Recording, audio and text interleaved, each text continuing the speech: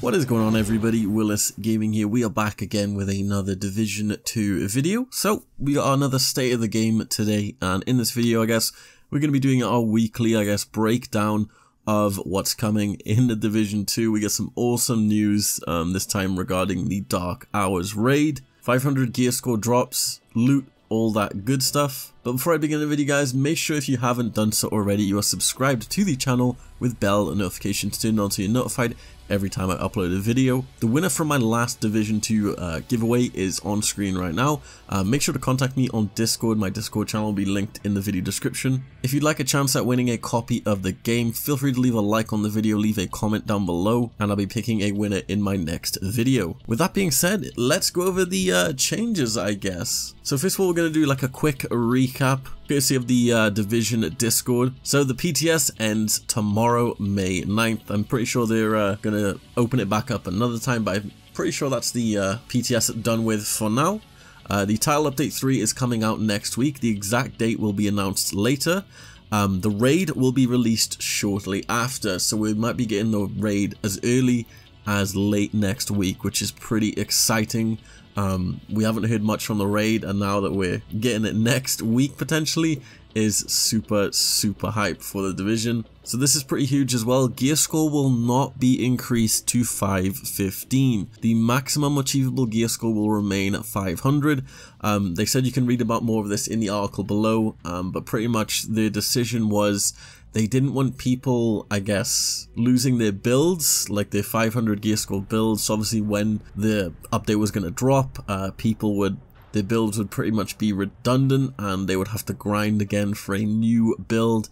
They didn't want this to happen, so they pretty much removed 515s, I guess, from the game, or they weren't ever even in the game. So the max gear score now, and I'm pretty sure will be in the future, 500. Let me know what you guys think of this. I think this is pretty cool.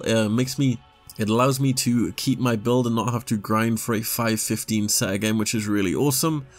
Certain commendations have been removed, such as the ones about consecutive days of playing. These will be replaced with commendations that focus on cumulative time. So the Australian matchmaking has been tweaked to reduce the times players are sent to other data centers when looking for players in less populated activities or brackets. It will now prioritize local data centers as it did much before. There's also a problem with Korean characters in the chat being changed randomly to others.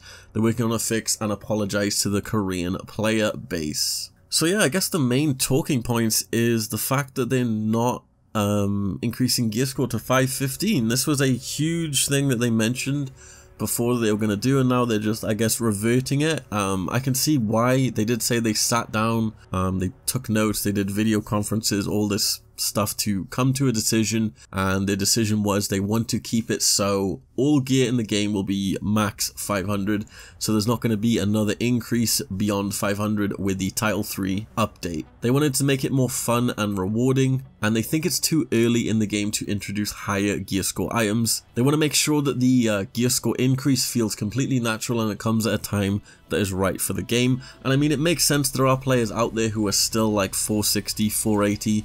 Me myself, I'm still like 490 just because I'm wearing some of my old gear pieces that just have better rolls than my 500 pieces. They mentioned that gear score 500 items would have just been outdated immediately, and all the effort you put into the min-maxing / farming your builds would have just been wasted as soon as the raid goes live. They didn't want you to, I guess, invalidate your progress. They are listening to feedback.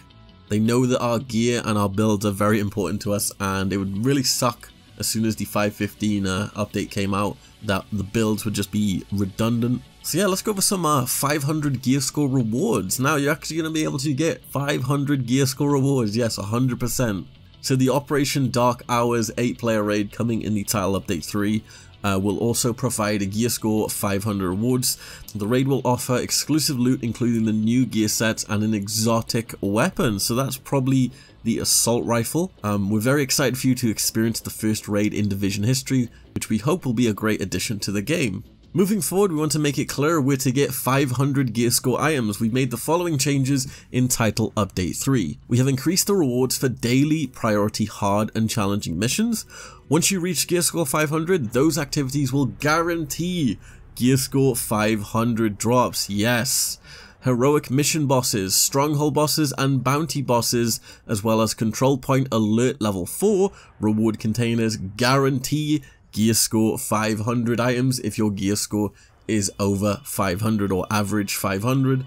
DZ contaminated loot does not drop below the player's average gear score, so when you've reached an average gear score of around 500, contaminated loot will guarantee gear score 500 items. They've also balanced loot across the board to reduce the chances of items dropping at a lower gear score that is of your character. Once again, they just want to thank everybody for testing the PTS. I did spend a bit of time on the PTS, just testing all of the new stuff. There's a lot of stuff that has gone, I guess, unnoted, like some rifle changes, which I noticed. Rifles have like a slower rate of fire, which is, I haven't seen any information about this anywhere. But other than that, guys, if you want to read the full patch notes, I did cover it in one of my previous videos. I will leave it in the video description, but pretty much it's just weapon changes, perk changes, you know, all the unbreakable, like some stuff now requires 9 offensive attributes, some stuff now requires like 11 utility attributes. It's pretty nuts, but hopefully these changes aren't too drastic. If you want to read over all of the full changes, I will leave it in the video description. Once again, thank you guys for subscribing to the channel if you are new. Don't forget to drop a like on this video. Remember to leave a comment down below if you'd like a chance at winning a copy of The Division. This has been WiLLiSGaming, guys. I will see you in my next video, and peace.